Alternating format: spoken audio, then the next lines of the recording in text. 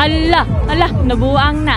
Ayan, so nightlife naman ang ipapakita ko sa inyo dito sa Korea. After nga ng trabaho ay nag-BS kagad ako dahil kakain kami sa labas. Yun. So around 6 PM or 7 PM na nga ito, maliwanag pa, o diba? Korea. Sumakay nga lang ako ng subway. Magkikita-kita kami sa Suwon. Kasama ko dito si JR and Francis. Dati ko silang katrabaho sa Tacloban. And dito kami nagkita-kita sa Korea. Diba ang ganda? Tapos yung isa kasama namin dito si Francis ay mag-e-end of contract na siya by this September ata. O uwi na siya.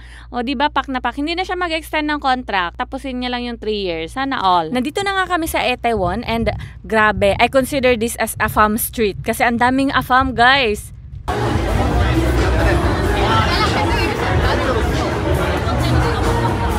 O diba, alive na alive. So kumain nga muna kami.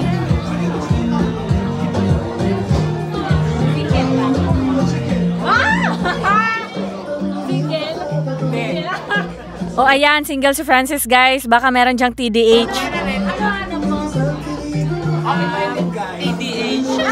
TDH ang hanap ng Disney Francis namin.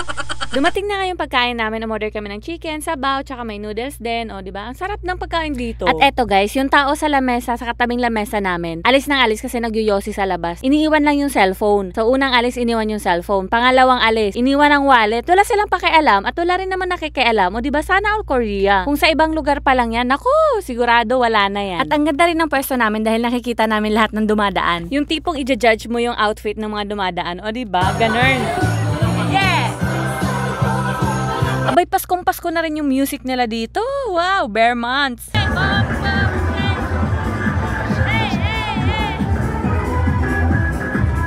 Pauwi na nga kami at abay, sinasabayan pa nila ang tugtog. Sumasayaw ang mga Disney people. Sige ha, wag niyo akong hamunin. O, pak na, nabuhang na.